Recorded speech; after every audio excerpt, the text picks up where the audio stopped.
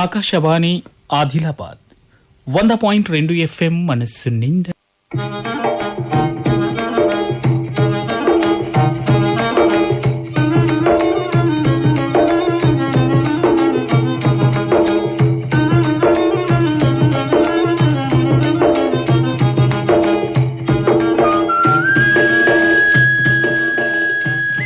ఇల్లు వ్యవసందారుల కార్యక్రమం. వ్యవసందారులకు అక్కడకచ్చే అన్ని తీవ్ర ముచ్చటనిపించే కార్యక్రమం.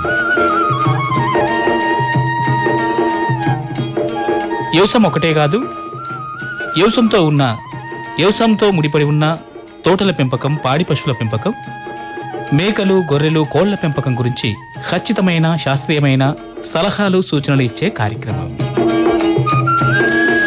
ఇంకా వ్యవసాయంలో ఏమేమన్నా కొత్త పద్ధతులు వచ్చినాయి, ఇంకా తక్కువ ఖర్చుతోటి వ్యవసాయం ఎట్లా చేయాలా, భూమిని ఎట్లా పదిలంగా ఉంచుకోవాలా, గిసుంటి అన్ని తీవ్ర ముచ్చట వినిపించే కార్యక్రమం. ప్రతి శుక్రవారం ఉన్నట్టే ఇయ్యాల కూడా ఫోన్ ఇన్ కార్యక్రమం ఉన్నది. ఇలా నేల ఆరోగ్యం సంరక్షణ ఈ అంశం గురించి వ్యవసాయదారులు టెలిఫోన్ ద్వారా అడిగే ప్రశ్నలు, అనుమానాలకు ఆదిలాబాద్ వ్యవసాయ కళాశాల associate dean doctor Y Praveen Kumar జవాబులు చెప్తారు. మరి ఈ కార్యక్రమాన్ని ప్రపంచ నేలల దినోత్సవం సందర్భంగా ప్రసారం చేస్తున్నాం. మరి వ్యవసాయదారులు ఫోన్ చేయవలసినటువంటి ఫోన్ నెంబరు 0872 ఇది కోడ్ నెంబర్. ఈ నెంబర్ని జత చేసి 230081 ఇంకొక నంబరు 295081 ఈ నెంబర్కు ఫోన్ చేయొచ్చు. మీ ప్రశ్నల్ని మా వాట్సాప్ నంబర్కు పంపొచ్చు. మా వాట్సాప్ నంబర్ 0872 295081. మరి ఈ కార్యక్రమాన్ని మొదలుపెట్టే ముందు వాతావరణ సూచన. ఈరోజు ఉమ్మడి ఆదిలాబాద్ జిల్లాలో అక్కడక్కడ ఆకాశం మేఘాలతో కప్పి ఉండే. ఎక్కువ ఉష్ణోగ్రత 27 డిగ్రీల సెల్సియస్గా, తక్కువ ఉష్ణోగ్రత 12 డిగ్రీల సెల్సియస్గా నమోదైంది. గాలిలో తేమ 78% ఉన్నది. జిల్లాలో గంటకు 5 కిలోమీటర్ల వేగంతో గాలులు వీస్తున్నాయి. రానున్న 24 గంటలలో జిల్లాలో ఆకాశం అక్కడక్కడ మేఘాలతో కప్పి ఉండి 26 డిగ్రీల సెల్సియస్ ఎక్కువ ఉష్ణోగ్రత, 12 డిగ్రీల సెల్సియస్ తక్కువ ఉష్ణోగ్రత నమోదవుతుంది. ఇది వాతావరణ సూచన. మార్కెట్ ధరలు: పత్తి క్వింటాలకు 8% తేమ ఉన్నట్లయితే ప్రైవేటు వారి ధర 7,000 రూపాయలు, సిసిఐ వారి కనీస మద్దతు ధర 8,060 రూపాయలు. ఇవి మార్కెట్ ధరలు. మరి ఈరోజు నేల ఆరోగ్యం సంరక్షణ. నేలలు ఆరోగ్యంగా ఉన్నప్పుడే అవి మంచి ఆరోగ్యవంతమైన ఎక్కువ పంటల్ని కూడా మనకు అందిస్తుంది.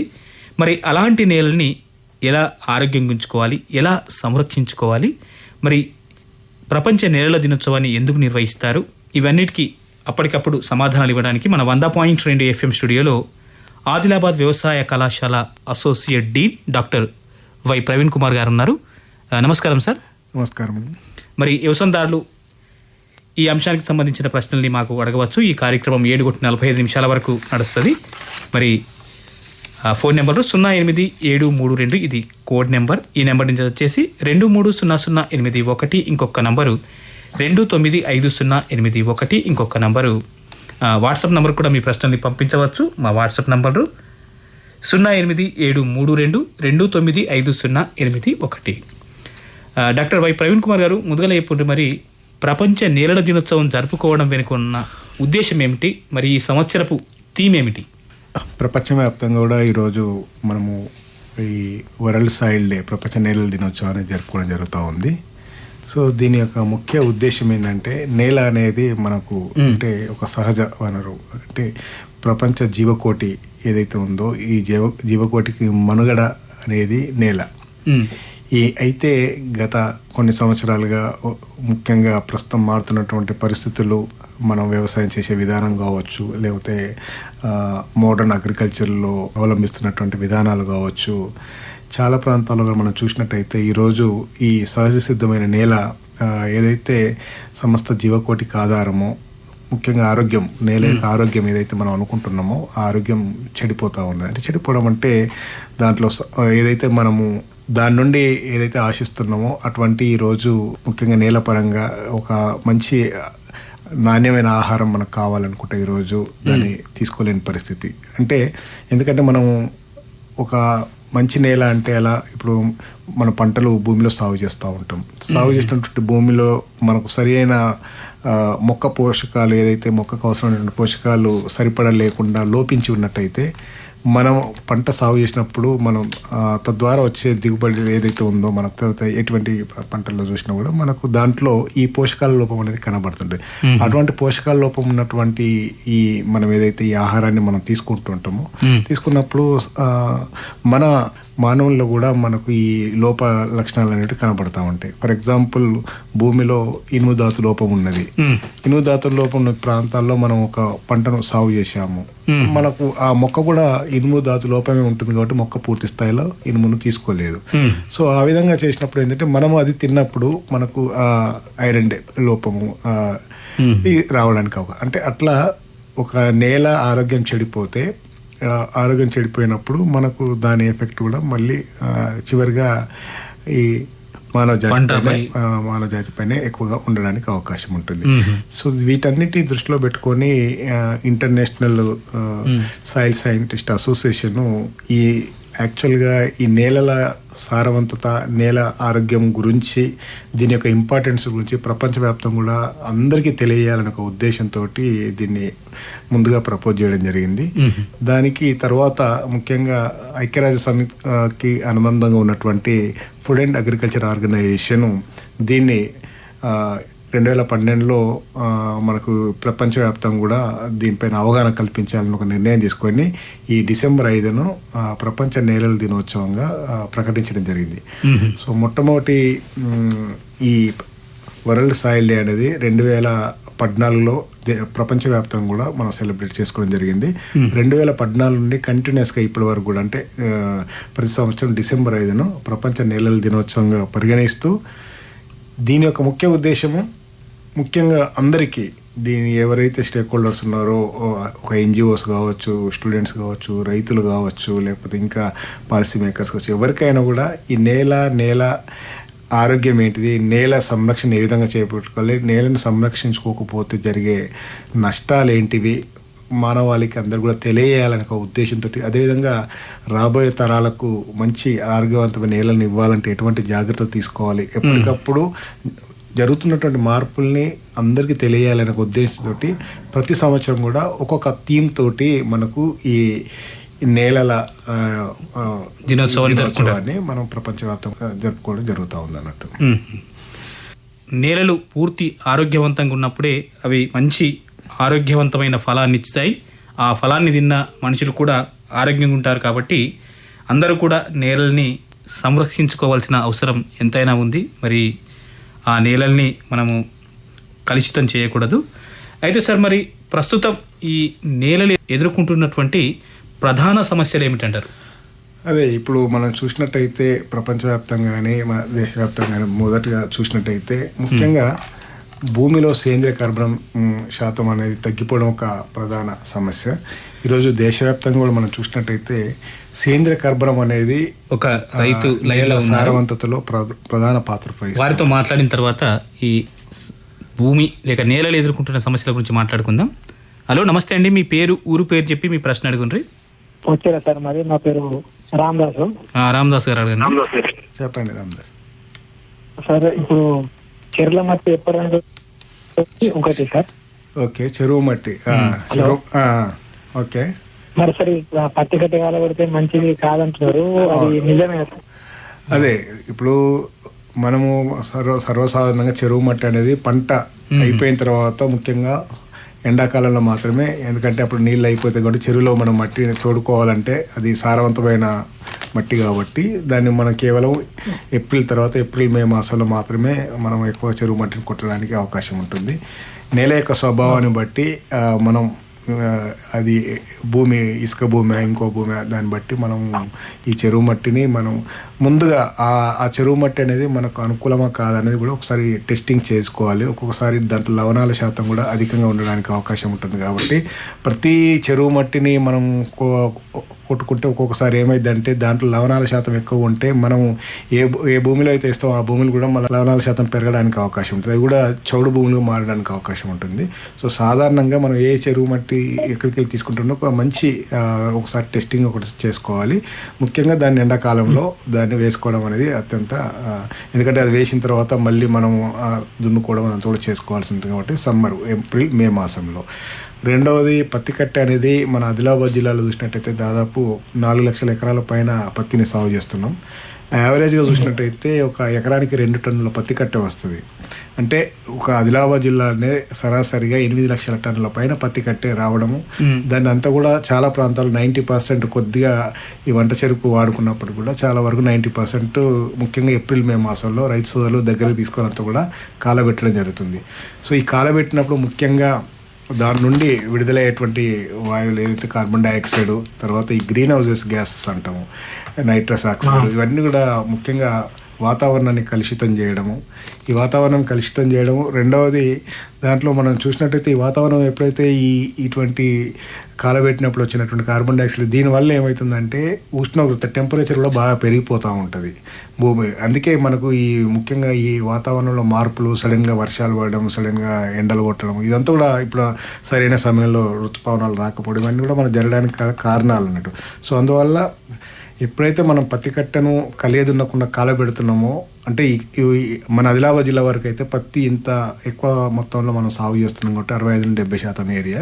సో ఆ విధంగా చూసినప్పుడు దాదాపు 8-10 లక్షల టన్నుల పత్తి కట్టెను మనం కాలబెడుతున్నాం. సో దానివల్ల పర్యావరణానికి ముఖ్యంగా కాలుష్యం, కార్బన్ డైఆక్సైడ్, తర్వాత వివిధ రకాలైనటువంటి గ్రీన్ హౌస్ గ్యాసెస్ రావడం వల్ల నష్టం జరుగుతుంది. కాబట్టి సో దాంట్లో ఒకటి మనం కలియదున్నుకోవడం, ఒకటి షెడ్డర్ ద్వారా కానీ రోటోవేటర్ ద్వారా కానీ భూమిలో ముఖ్యంగా ఎండాకాలంలో మనం కలియదున్నుకున్నట్టయితే మంచి నేలకు సారవంతత పెరగడానికి అవకాశం ఉంటుంది. మంచిదండి రామదాస్ గారు, మీకు మంచి సమాధానం దొరికిందని ఆశిస్తున్నాం. ఇప్పుడు మరో రైతు లైన్లో ఉన్నారు, వారితో మాట్లాడదాం. హలో, నమస్తే అండి. మీ పేరు, ఊరు పేరు చెప్పి ప్రశ్న అడుగుండి. సార్ నమస్తే సార్. చెప్పండి. అయితే మాది భద్రాద్రి కొత్తగూడెం, నా పేరు కట్ల సతీష్. చెప్పండి సార్. అయితే ఇప్పుడు మాది ఆల్రెడీ ఇప్పుడు ఇది ఖరీఫ్ లో వరి సాగు పూర్తయింది.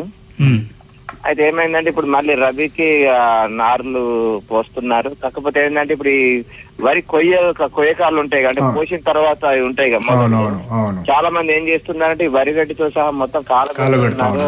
నీ అన్నా కదా, అట్లా కాలబెట్టుకోవడం వల్ల కూడా దానిలో నేలలో ఉండే పోషకాలు మొత్తం అవన్నీ ఖరాబ్ అయిపోతాయంటే మరి ఇట్లుంటే ఇప్పుడు నార్మల్ నారు ఎట్లా పోస్తాం? వరి కొయ్యలు ఉంటే రాదు కదా, మొత్తం నాటేసినా గానీ వరి చచ్చిపోతుంది అంటున్నారు. ఇలాంటి అపోహలు మరి వాళ్ళకి తొలగించారంటే మీరేమైనా ఎలాంటి సలహాలు ఇస్తారని అదొకటి. ఏంటంటే ఇప్పుడు ఈ ఎరువుల యాజమాన్యం కూడా ఏమవుతుందంటే చాలా మంది వేయాల్సిన ఎరువుల కంటే అదనంగా వేసి ఇటు పంట వ్యయాన్ని పెంచుకుంటున్నారు, వచ్చే దిగుబడి కూడా తగ్గుతుంది కదా. ఎంత ఎరువులు ఎలాంటి వేయాలని చెప్తారని ఫోన్ చేశాను సార్. ఇప్పుడు మన దేశవ్యాప్తంగా చూసినట్టయితే ఈ ముఖ్యంగా ఏదైతే వరి తీసేసిన పంట అవశేషాలను కాలబెట్టడం అనేది సర్వసాధారణము. వరి అవశేషాలే కాకుండా మనకు గోధుమకు సంబంధించిన ఇదే చాలా ప్రాంతాల్లో కూడా రైతులు, ఎందుకంటే సమయం తక్కువ ఉండడంతో రెండో పంట వేసుకోవాలనే ఒక ఉద్దేశంతో వెంటనే అది కాలబెట్టడం జరుగుతూ ఉంది. సో దానివల్ల పర్యావరణం ముఖ్యంగా నష్టం జరగడము, ముఖ్యంగా సూక్ష్మజీవుల యొక్క సంఖ్య తగ్గిపోవడము, తర్వాత ఈ కాలబెట్టడం వల్ల వచ్చేటువంటి కార్బన్ డైఆక్సైడ్ ఇప్పుడు చెప్పినటువంటి ఈ వాతావరణంలో కాలుష్యం అనేది పెరగడం అనేది సర్వసాధారణంగా. దీనికి అంటే ప్రత్యామ్నాయంగా ఒక దుక్కి దున్నకుండా మళ్ళీ అందులోనే భూమిలో పదన ఉన్నప్పుడు ముఖ్యంగా ఈ ఆరుతడి పంటలు వేసుకున్నట్టయితే మనకు కొన్ని యంత్రాలు అనేటివి అందుబాటులో ఉన్నాయి, మిషనరీస్ అందుబాటులో ఉన్నాయి. డైరెక్ట్గా మనము ఏదైతే వరి కొయ్యలు ఉంటాయో అవి భూమిలోనే కలియదున్నే విధంగా కలియదున్నుతుంది, అదేవిధంగా విత్తనం వేస్తుంది, తర్వాత ఎరువు కూడా వేస్తుంది. అటువంటి యంత్రాలు కూడా ఈరోజు మనకు ముఖ్యంగా అందుబాటులో ఉన్నాయి. అయితే ఒకటి ఇవి ముఖ్యంగా ఆరుతడి పంటలు సాగు చేయాలనుకుంటే ఎటువంటి ఇప్పుడు ఆయిల్ సీడ్ క్రాప్స్ కానీ లేకపోతే ఏమైనా పప్పు దినుసు పంటలు సాగు చేసుకోవాలంటే ఎట్టి పరిస్థితుల్లో కూడా మనము వరి కొయ్యల్ని మనము దుక్కి దున్నాల్సిన అవసరం లేదు. అదే ఒకేసారి మొత్తం కూడా ఆ యంత్రము విత్తనంతో పాటు మొత్తం కూడా కలియ దున్నుతుంది. అదొక పద్ధతి మనం చేసుకోవడానికి అవకాశం ఉంటుంది. రెండవది అంటే దేశవ్యాప్తంగా కూడా కొన్ని కెమికల్ను మనం స్ప్రే చేసుకున్నప్పుడు అందులోనే అది మొత్తం కూడా కుళ్ళిపోయే విధంగా ఇది కూడా మనకు ఈ కొన్ని క్యాప్సిల్స్ అనేటివి కూడా మనకు అందుబాటులో ఉన్నాయి. యాక్చువల్గా ఈ డికంపోజర్ లాంటిది. అటువంటిది ఏంటంటే మనము ఆ భూమిలో స్ప్రే చేసినప్పుడు దాదాపు ఈ వరి కొయ్యలు అనేటివి పూర్తిగా అందులోనే కొల్లిపోవడానికి అవకాశం ఉంటుంది. సో తద్వారా ఏంటంటే మనం అనవసరంగా ఈ కాలబెట్టుకోవాల్సి దానివల్ల పర్యావరణాన్ని నాశనం కాకుండా చూసుకోవడానికి ఒక అవకాశం ఉంటుంది. రెండవది ఇంతకుముందు చెప్పినట్టు ముఖ్యంగా ఎరువుల వినియోగాన్ని మనం గమనించినట్టయితే ఈరోజు మన దేశానికి 4:2:1 నిష్పత్తిలో నత్రజని, భాస్వరం, పొటాషియం యొక్క అవసరం ఉంటుంది. అయితే ఈ ప్రపంచ మన దేశవ్యాప్తంగా కూడా చూసినట్టయితే దాదాపు 2.5 రెట్ల నత్రజని ఎరువులు, ఒక సిఫార్సు చేసినట్టు 2 రెట్లు కాకుండా దానికి ఒక 2.8% వరకు భాస్వరము, పొటాష్ అట్లా ఆల్మోస్ట్ సిఫార్సు చేసిన దానికంటే ఎక్కువగా వాడడంతో ఈరోజు ముఖ్యంగా వాటి యొక్క వినియోగ సామర్థ్యం కూడా చూసినట్టయితే కేవలం నత్రజని ఎరువుల వినియోగం కేవలం 40-50% వరకే ఉంటుంది. భాస్వరం ఎరువులు చూసినట్టయితే కేవలము 15% వరకే ఉంటుంది. అంటే మనం 100 కిలోల భాస్వరం ఎరువులు వేస్తే 15 కిలోలు మాత్రమే మొక్క తీసుకుంటుంది. మిగతా 85 కిలోలు భూమిలో అలాగే ఉండిపోతుంది. మిగతా రూపంలోకి మారిపోతుంది. అంటే ఉపయోగపడే రూపం నుండి ఉపయోగపడని రూపంలోకి మారిపోతుంటుంది. సో అందువల్ల రైతులకు ఉన్న అపోహ ఏంటంటే ఎక్కువ ఎరువులు వేస్తే ఎక్కువ దిగుబడి వస్తుందని కాకుండా ఎంత ఎరువు వేసినా కూడా మొక్క తీసుకునే సామర్థ్యం అంతే ఉంటుంది. 40-50% నత్రజని ఎరువులు, 15% ఇప్పుడు చెప్పినటువంటి భాస్వరం ఎరువులు, అదేవిధంగా ఇప్పుడు గంధకం లాంటివి అయితే 10% వరకే ఉంటుంది. ఇంకా సూక్ష్మ పోషకాలు అయితే 1-2% వరకే ఉంటాయి. అంటే ఇంతకు మించి మొక్క దాని యొక్క వినియోగ సామర్థ్యం అనేది పెరగడానికి చాలా తక్కువ అవకాశం ఉంటుంది. అందువల్ల ఇప్పుడు ఆల్రెడీ గవర్నమెంట్ సబ్సిడీ రూపంలో చాలా ఎక్కువ మొత్తంలో ఈ ఎరువుల పైన ఇవ్వడం జరుగుతుంది. ఏదైనా కూడా ఒక డిఏపి కానీ ఒక యూరియా కానీ మనకు ఇప్పుడు ఫర్ ఎగ్జాంపుల్ ఒక యూరియా చూసుకున్నట్టయితే మనకు 260 రూపాయలకు మార్కెట్లో దొరుకుతూ ఉంటుంది. కానీ దాన్ని తయారు చేయడానికి అయ్యే ఖర్చు దాదాపు 2,500 రూపాయల పైన ఉంటుంది. అంటే ఒక 2,000 రూపాయలు మనకు సబ్సిడీ రూపంలో దొరకడానికి. అంటే ఆ విధంగా భాస్వరం ఎరువులు కానీ పొటాష్ ఎరువు మొత్తం కూడా మనం ఇంపోర్ట్ చేసుకుంటూ ఉంటాం. సో ఈ విధంగా మనం అవసరానికి మించి ఎరువులు వేసుకోవడం వల్ల ముఖ్యంగా నేల యొక్క కాలుష్యము ఈరోజు జీవం ఉన్న భూములన్నీ జీవం లేని భూములుగా మారిపోయి ఈరోజు ఎక్కడ కూడా మనకు చూసినట్టయితే నేలలో మంచి ఈ ఎర్త్వామ్స్ కానీ లేకపోతే వివిధ రకాల సూక్ష్మజీవులు కానీ ఈ యొక్క సంఖ్య తగ్గిపోవడం వల్ల ఆ నేల సారవంతత, నేలలో ఉన్నటువంటి సేంద్రియ కర్బనం యొక్క శాతం కూడా తగ్గిపోయింది. సేంద్రియ కర్బనం ఒక 60-70 సంవత్సరాలుగా మనం చూసినట్టయితే 1% పైన ఉన్నటువంటి మన భూముల్లో ఈరోజు 0.2-0.3% వరకే సేంద్రియ కర్బనం ఉంది. ఈ సేంద్రియ కర్బనం అనేది నేల యొక్క సారవంతతను ఒక ఇండెక్స్, అంటే నేల క్వాలిటీని సూచించే అంశము.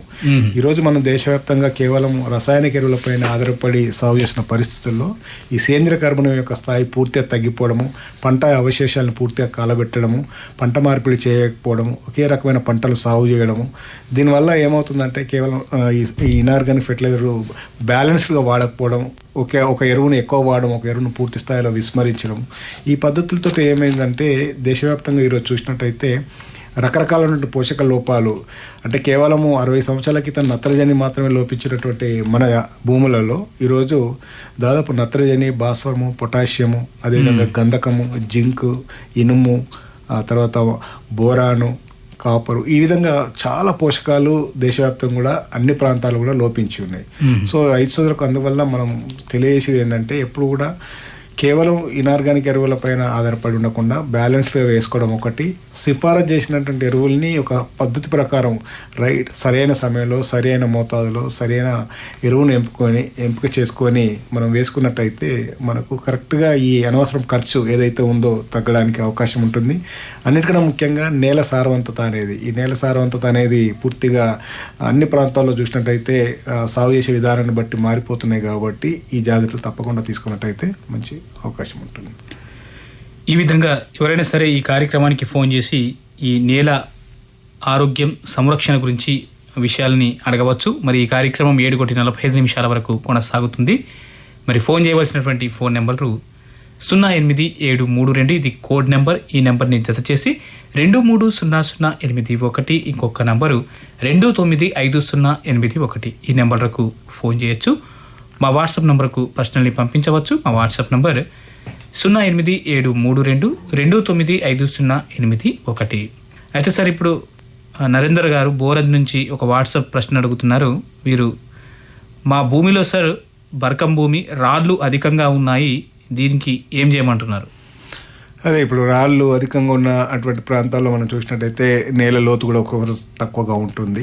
అటువంటి ప్రాంతాల్లో మనము ఎటువంటి పంటలు ఎంపిక చేసుకోవాలి అంటే బాగా లోతు ఉన్నటువంటి వేరు వ్యవస్థ ఉన్నటువంటి ఇప్పుడు పత్తి లాంటి పంటలు కాకుండా కొద్దిగా వేరు వ్యవస్థ తక్కువ ఉన్నటువంటి పంటలు సాగు చేసుకోవడం ఒకటి. తర్వాత చెరువు మట్టి ఉన్నదో అంటే మనం చెరువు మట్టి ఎక్కువ వేసుకోవడము, ఎందుకంటే నీటిని నిల్వహించుకునే శక్తి కానీ తక్కువ ఉండడానికి అవకాశం ఉంటుంది. కాబట్టి వీలైనంత వరకు రైతు సోదరులు ఇటువంటి పంటలు దీర్ఘకాలిక పంటల పైన కాకుండా కొద్ది స్వల్పకాలిక పంటలు సాగు చేసుకోవడం ఒక ప్రధానంగా, ముఖ్యంగా చెరువు మట్టి వరుసల పంట కూడా మనం వీలైనంత వరకు ఇటువంటి చెరువు మట్టిని వేసుకున్నట్లయితే నీటిని నిల్వహించుకునే శక్తి కూడా మనకు ఉండడానికి ఎక్కువగా అవకాశం ఉంటుంది. ఆ పద్ధతులు ఆచరించి చేసుకుంటే మంచిగా ఉంటుందండి.